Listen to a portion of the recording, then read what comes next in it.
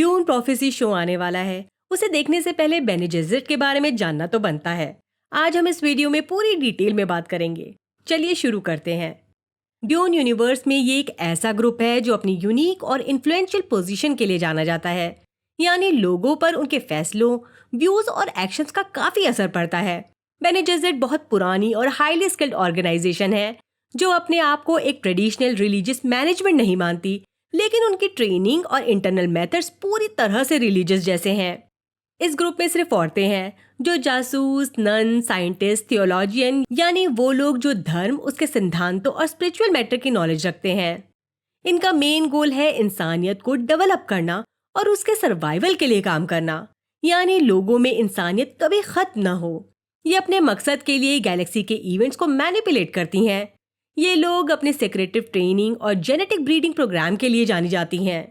बेने जेसेट ऑर्डर का ओरिजिन ज्यादा लोगों को पता नहीं था। ये ऑर्गेनाइजेशन तब सामने आई जब ह्यूमंस ने मशीन्स के खिलाफ जंग छेड़ दी।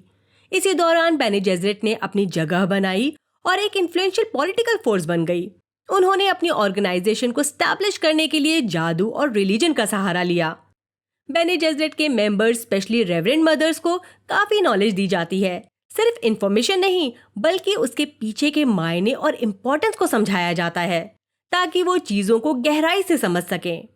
इनके पास इंसानों के पास्ट के बारे में काफी नॉलेज होती है और उनको ट्रेनिंग के दौरान स्पेशल टेक्निक्स के थ्रू और स्पाइस खिलाकर दी जाती है।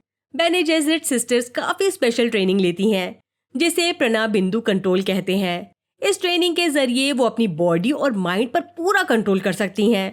इससे उन्हें super human reflexes, physical abilities और वॉइस का यूज करने की पावर मिलती है, जिसके जरिए वो किसी को भी अपनी बात मनवा सकती हैं। ये blood flow, body temperature, heart rate और कॉन्शियसनेस को कंट्रोल कर सकती हैं। एक्सट्रीम सिचुएशन में सर्वाइवल के लिए ये अपनी ब्रीदिंग और हार्ट रेट को भी कंट्रोल कर सकती हैं। बेने जेसेट ऑर्डर का काफी पॉलिटिकल इन्फ्लुएंस है। ये अपनी पावर का यूज पॉलिटिक्स में बहुत करती हैं। ये शादियों और अलायंसेस के जरिए पावर स्ट्रक्चर को कंट्रोल करती हैं। सिस्टर्स को गैलेक्सी के पावरफुल हाउसेस में भेजा जाता है जहां वो पॉलिटिकल पावर को अपने हिसाब से मैनिपुलेट करती हैं। बेने जेसेट का सदियों से जेनेटिक ब्रीडिंग प्रोग्राम चल रहा है जिसका मकसद एक सुपर ह्यूमन बीइंग को पैदा करना है जिसे क्विसास हद्राक कहते हैं। ये इंसान स्पेस और टाइम को परफेक्ट कंट्रोल कर सकता है और उनकी फ्यूचर प्रिडिक्शन एबिलिटीज को अनइमेजिनेबल लेवल तक बढ़ा सकता है। बेने जेसेट किसी भी चीज को टेस्ट करके उसके इंग्रेडिएंट्स और केमिकल कंपोजिशन का ब्रेक डाउन कर सकती हैं।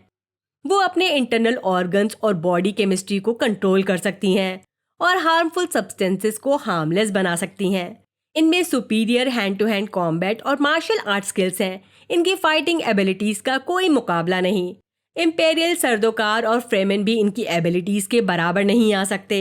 इन्हें पता चल जाता है कौन सच बोल रहा है और कौन झूठ। यहाँ तक कि बेने जेसेट प्रेगनेंसी के दौरान अपने चाइल्ड के जेंडर को भी कंट्रोल कर सकती हैं, यानी वो डिसाइड कर सकती हैं कि बच्चे का जेंडर क्या होना चाहिए ताकि वो ब्रीडिंग प्रोग्राम के गोल्स अचीव कर सकें। बेने जेसेट रिलैक्सेशन के लिए या खतरे के वक्त हाइपर अलर्टनेस के लिए अपना कॉन्शियसनेस लेवल को एडजस्ट कर सकती हैं। वो छोटी छोटी डिटेल्स को मॉनिटर कर सकती हैं। ये ग्रेट हाउसेस में अपने एजेंट्स भेजती हैं। इस तरह से इन्होंने अपने को पॉलिटिक्स में स्टैब्लिश किया और अपने गोल्स को अचीव करने में कामयाब रहीं। इसके आगे हो सकता है स्पॉइलर हो, मुझे बिल्कुल भी आइडिया नहीं है। वो तो सीरीज आने के बाद ही पता चलेगा। अगर आपको स्पॉइलर से फर्क नहीं पड़ता तो वीडियो आगे देख सकते हैं। हाउस एट्रेडिस की इमरजेंसी और हाउस कॉरिनो से थ्रोन लेने के बाद बेने जेसेट की पावर्स में काफी चेंज आया। हाउस एट्रेडिस का ऊंचाइयों पर पहुंचना, जिसमें पॉल एट्रेडिस का अहम रोल था, बेने जेसेट के लॉन्ग टर्म प्लान्स को नाकाम कर गया। पॉल एट्रेडिस के शासन के बाद यूनिवर्स में लोग अपने घर से निकलकर नए वर्ल्ड्स में सेटल होने की कोशिश करने लगे। इसका एक बड़ा रीजन ये था कि लोगों को इंपीरियर पॉल एट्रेडिस की पावर और इन्फ्लुएंस से डर था। उन्होंने सोचा कि वो उसके कंट्रोल से दूर जाकर ज्यादा सेफ महसूस करेंगे। इस पीरियड के दौरान बेनी टेलीलेक्स और ऑनर्ड मेट्रिस, जो कि एक पावरफुल ग्रुप था, ये दूसरे वर्ल्ड से सेटल होकर वापस आए थे। तभी से बेने जेसेट के कॉन्फ्लिक्ट शुरू हुए। ऑनर्ड मेट्रिस ने ओल्ड इंपीरियम के प्लैनेट्स पर अटैक किया और बेने जेसेट ने ओल्ड ऑर्डर को बचाने की कोशिश की। ये कॉन्फ्लिक्ट्स बेने जेसेट के सर्वाइवल और कंट्रोल के लिए मेजर चैलेंजेस बन गए। रेवरेंड मदर सुपीरियर डार्बी ऑड्रेड, जो पॉल की वंशज थी, उन्होंने रियलाइज किया कि फ्यूचर में सरवाइव करने के लिए बेने जेसेट को अपने राइवल्स जैसे ऑनर्ड मेट्रेस के साथ मिलकर काम करना होगा। ऑड्रेड ने अपनी बंदी बनाई हुई मरबेला को बेने जेसेट के तरीके सिखाए और एक स्ट्रैटेजिक प्लान बनाया। उनका प्लान था कि ऑनर्ड मेट्रेस बेस यानी गिल्ड वर्ल्ड ऑफ जंक्शन पर अटैक किया जाए। बैटल के दौरान ऑड्रेड की मौत हो गई, लेकिन मॉर्बेले ने ऑनर्ड मेट्रे लीडर लॉग्नो को भी मार दिया। मॉर्बेले ने दोनों ग्रुप्स को यूनाइट करने का डिसीजन लिया और न्यू सिस्टरहुड बनाया, जिससे बेने जेसेट के इन्फ्लुएंस को दोबारा स्टैब्लिश किया जा सके। पर मॉर्बेले के इस डिसीजन से शियाना, जो एक रेवरेंड मदर साथ ही फ्रेमेन भी थी, खुश नहीं थी। इसलिए वो चैप्टर हाउस से एक स्टारशिप में भाग गईं। शियाना और उसके ग्रुप की इंटेंशन थी कि वो एक प्योर जेजरेट आउटपोस्ट बनाए जो सिविलाइजेशन से दूर हो। उसके स्टारशिप स्पेस को फोल्ड करने की क्षमता रखती है, यानी स्पेसशिप बहुत तेज और आसानी से दूरी तय कर सकती है।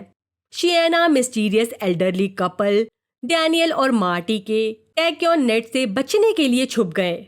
शियाना के ग्रुप ने अपनी ट्रेनिंग और स्ट्रक्चर को मेंटेन किया, पर अपनी यूनिक पोजीशन और एबिलिटीज के चलते उन्होंने धीरे धीरे अपनी अलग आइडेंटिटी बनाई और दुनिया से दूर अलग रहने लगे, जहां उनका किसी से भी कोई कांटेक्ट न हो पाए। ये उनके फ्यूचर सर्वाइवल के लिए इंपॉर्टेंट था। बेने जेसेट का मेन गोल था अपनी पावर और इन्फ्लुएंस को बढ़ावा देना और ह्यूमैनिटी को इंसाइट और स्टेबिलिटी की तरफ गाइड करना। उनका प्लान था कि क्विसाथ हदराक के थ्रू इस गोल को अचीव किया जाए।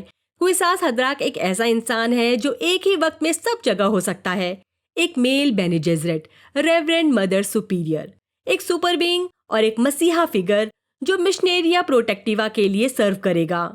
उनके ब्रीडिंग प्रोग्राम का अल्टीमेट ऑब्जेक्टिव ये था कि लेटो एट्रेडिस फर्स्ट की बेटी की शादी फेयद्रोथा हार्कनन से हो, लेकिन जेसिका ने जानबूझकर लेटो वन को एक बेटा पॉल एट्रेडिस दिया, ना कि बेटी।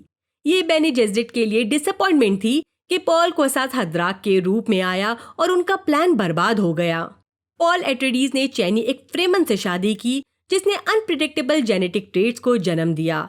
उनका बेटा लेटो एट्रेडिस सेकंड, जो गॉड एम्परर के रूप में जाना गया, और उसके एक्शंस ने बेने जेसेट की किस्मत को पूरी तरह से बदल कर रख दिया। लेटो एट्रेडिस सेकंड के रूल के बाद बेने जेसेट का फिर से गोल बना अपने पावर बेस को दोबारा स्टैब्लिश करना। जैसा कि हमें पता है, बेने जेसेट का पावर स्ट्रक्चर विमेन के पास होता है। मेन इंपॉर्टेंट रोल्स में हैं, लेकिन उन्हें हमेशा एक औरत रेवरेंड मदर सुपीरियर के अंडर रहना पड़ता है। रेवरेंड मदर सुपीरियर के पास पूरे ऑर्डर का अल्टीमेट कंट्रोल होता है। वो अपनी मौत से पहले अपने सक्सेसर को चूज करती हैं और अपनी मेमोरीज और पर्सनैलिटी ट्रांसफर करती हैं। हमने ये ड्यून मूवी में देखा हुआ है। चलिए इसी के साथ वीडियो खत्म करते हैं। बाय, अपना ख्याल रखिए।